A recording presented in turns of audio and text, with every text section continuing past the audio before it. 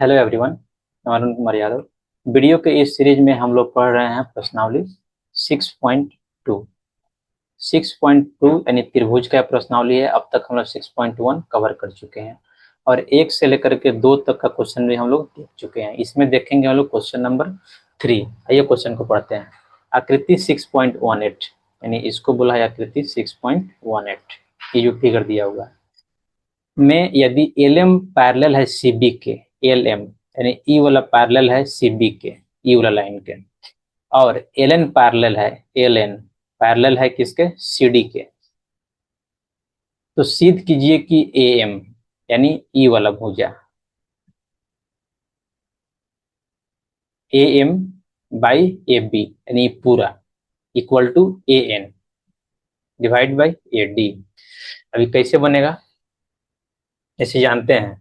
किसी त्रिभुज में, ये भुजा है, एक त्रिभुज है ए बी सी में, देखिए ए बी सी, ई वाला त्रिभुज में ध्यान दे दीजिएगा। यहाँ पे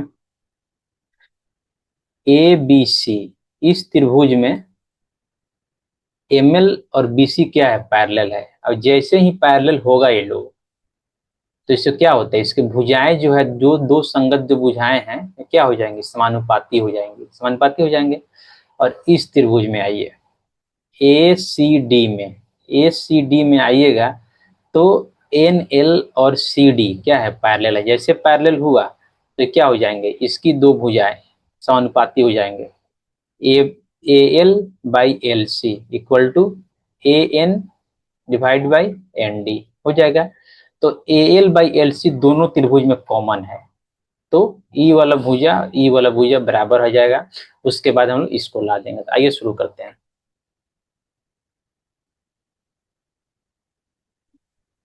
3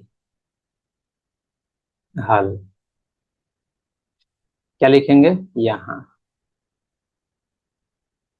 त्रिभुज ए बी सी में क्या त्रिभुज है, बीसी में एल एम पैरेलल है सी बी के, है एल एम पैरेलल है सी बी के, तो हम क्या लिख सकते हैं, इसलिए ध्यान दीजिएगा A M divide by M B equal to A L यानी ई वाला, A L divide by L C, E वाला L divide by L C. कैसे लिखे हम ये, प्रमेय से।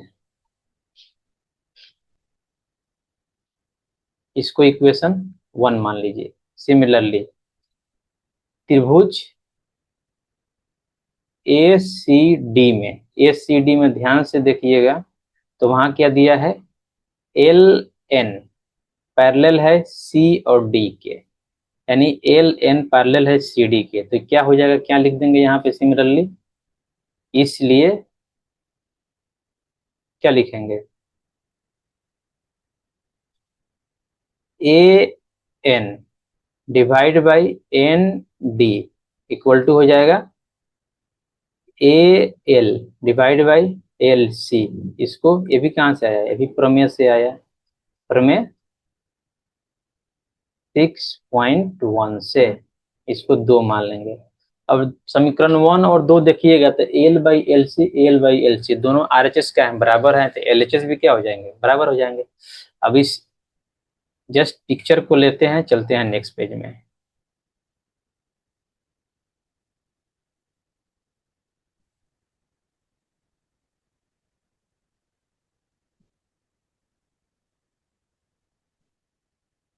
पिछले क्या आया था, समीकरण 1 और 2 से, तो क्या लिख देंगे, समीकरण 1 और 2 से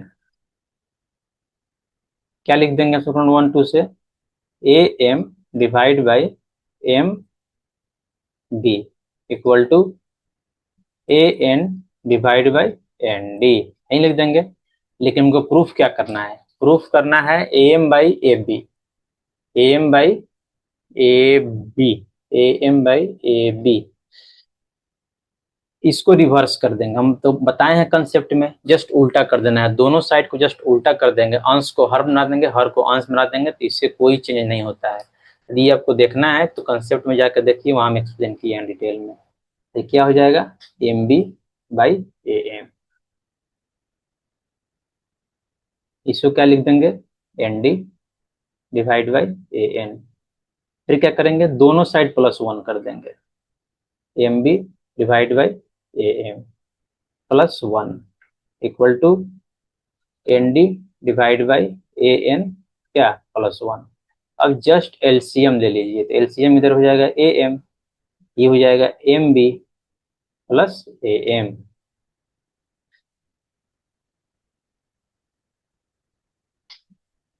इक्वल टू, यहाँ क्या ले लीजिए, ए एन ले लीजिए एलसीएम, ये हो जाएगा N D plus A N. अब ध्यान से देखिए, तो ये जो A B plus A M है, A M B plus A M, तो एम बी ई वाला प्लस ए एम यानी ई वाला दोनों मिलकर ए बी हो जाएगा। ये देखिए N D plus A N, ई है N D plus A N यानी ई वाला, ये दोनों मिलकर क्या हो जाएगा, ए डी हो जाएगा। तो जस्ट उसको हम रिप्लेस कर दे रहे हैं, तो क्या हो जाएगा, A B by A M equal to क्या हो जाएगा, ये A D by A N. आ गया इतना।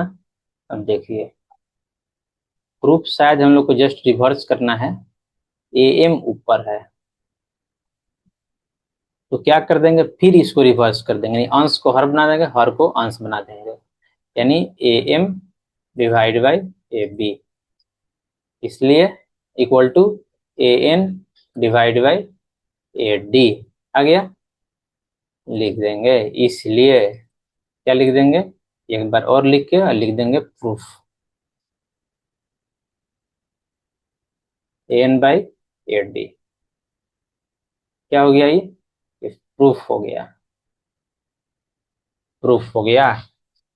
इसके साथ क्वेश्चन का ये हल समाप्त हुआ। अब ध्यान में दिए, यदि कंसेप्ट समझना है,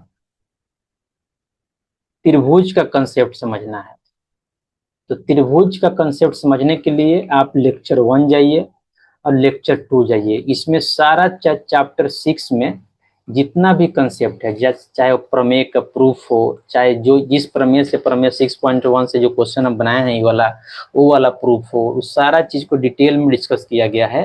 9th के कंसेप्ट को भी उसमें बताया गया है, बेसिक को, जैसे जैसे सर्वांशम क्या होते हैं, सर्वांशम बहुत यूज होता है, चाहे वो प्रमेय को प्रूफ करने के लिए हो, चाहे क्वेश्चन बनाने के लिए। तो सर्वांशम के बारे में बताया गया है कि दो पैरेलल रेखा को काटती है तो क्या होता है, उसके बारे में डिस्कस किया गया है। तो जाइए लेक्चर 1 2 देखिए, बहुत ही इंपॉर्टेंट है। और नेक्स्ट वीडियो में हम लोग पढ़ेंगे क्या, नेक्स्ट क्वेश्चन।